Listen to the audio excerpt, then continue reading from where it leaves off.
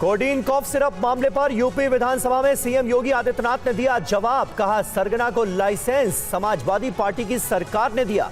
अभियुक्तों का connection Samajwadi party से है। समय आने पर बुलडोजर भी चलेगा। सीएम योगी के नमूने वाले बयान पर अखिलेश यादव का पलटवार। कहा, मर्यादा की सीमा ना लांघें, बीजेपी अपनी खींचतान चौराहे पर ना लाए।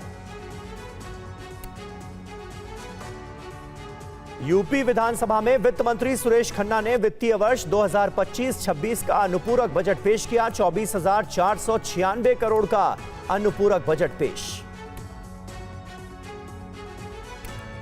धोखाधड़ी केस में महाराष्ट्र के पूर्व मंत्री माणिकराव कोकाटे को सुप्रीम कोर्ट से राहत। सुप्रीम कोर्ट ने कोकाटे की सजा पर रोक लगाई। अब कोकाटे की विधानसभा सदस्यता नहीं जाएगी। ममता बनर्जी ने कहा, बंगाल जीती तो बीजेपी से दिल्ली छीन लूंगी। रैली को संबोधित करते हुए कहा, बीजेपी फूट डालो राज करो की नीति पर काम कर रही है। एसआईआर को लेकर ममता बनर्जी का सख्त बयान। कहा, बंगाल नहीं होगा तो देश भी नहीं होगा। वोटर लिस्ट से 1 करोड़ नाम हटाना चाहती है बीजेपी। वोटर लिस्ट अंग्रेजी में है, ग्रामीणों को दिक्कत। भारत अमेरिका के बीच व्यापार समझौते को लेकर केंद्रीय वाणिज्य मंत्री पीयूष गोयल का बयान। भारत अमेरिका के बीच बातचीत एडवांस स्टेज में है। कनाडा के साथ भी बातचीत जारी। भारत न्यूजीलैंड फ्री ट्रेड का हुआ ऐलान। पीएम मोदी की न्यूजीलैंड के प्रधानमंत्री से बात हुई। 5 साल में व्यापार दोगुना करने का लक्ष्य रखा गया। दिल्ली में पीएम मोदी से बिहार के सीएम नीतीश कुमार की मुलाकात हुई। आधे घंटे तक चली मीटिंग। पीएम से मिलने के बाद गृह मंत्री अमित शाह से भी मिले नीतीश, डिप्टी सीएम सम्राट चौधरी और ललन सिंह।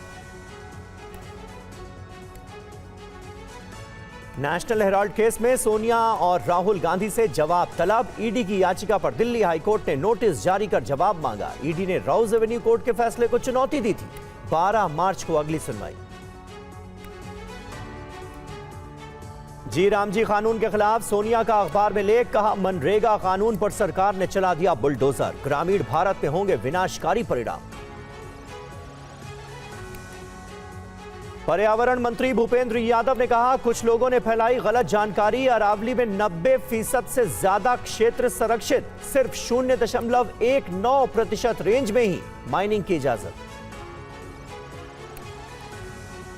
राजस्थान के उदयपुर में अरावली को बचाने के लिए लोगों ने प्रदर्शन किया। प्रदर्शन के दौरान पुलिस से लोगों की झड़प। हिरासत में लिए गए कई प्रदर्शनकारी।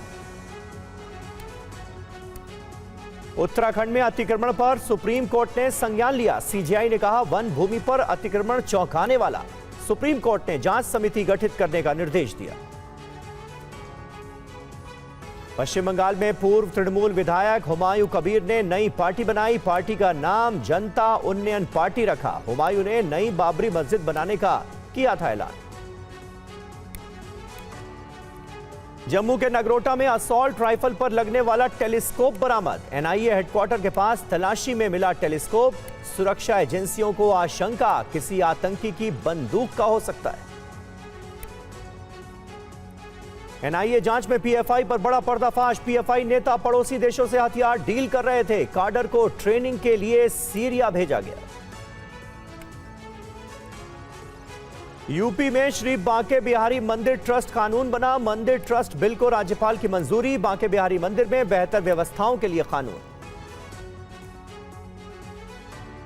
दिल्ली में एयर इंडिया के विमान की इमरजेंसी लैंडिंग। इंजन में खराबी के बाद मुंबई जा रहा विमान वापस लौटा। हैदराबाद में एम्स्टरडैम से आने वाली फ्लाइट में बम की धमकी मिली। मुंबई में चलती लोकल ट्रेन से छात्रा को दिया गया धक्का। गंभीर रूप से छात्रा घायल। लेडीज कोच में घुसने वाला आरोपी गिरफ्तार। बांग्लादेश में हिंदुओं पर हमले के विरोध में अल्पसंख्यक धार्मिक संगठनों का विरोध प्रदर्शन। ढाका में प्रेस क्लब के बाहर हुआ प्रोटेस्ट। अभिनेत्री रवीना टंडन ने बांग्लादेश में हिंदुओं पर हमले को लेकर सवाल उठाया। दीपू दास की हत्या को जायज ठहराने वालों को घेरा। बांग्लादेश में शेख हसीना के विरोध में आंदोलन करने वाले नेशनल सिटीजन पार्टी के नेता पर फायरिंग। मुत्तलिब सिकदर के सिर में गोली मारी गई। बांग्लादेश की पूर्व पीएम शेख हसीना ने कहा, बांग्लादेश के हालात चिंताजनक। मोहम्मद यूनुस ने कट्टरपंथियों को बढ़ावा देकर बांग्लादेश को यहां पहुंचा दिया। जम्मू कश्मीर के बांदीपोरा के गुरेज सेक्टर में भारी बर्फबारी, सड़कों और घरों पर बर्फ की मोटी परत जमी, जनजीवन बुरी तरह प्रभावित।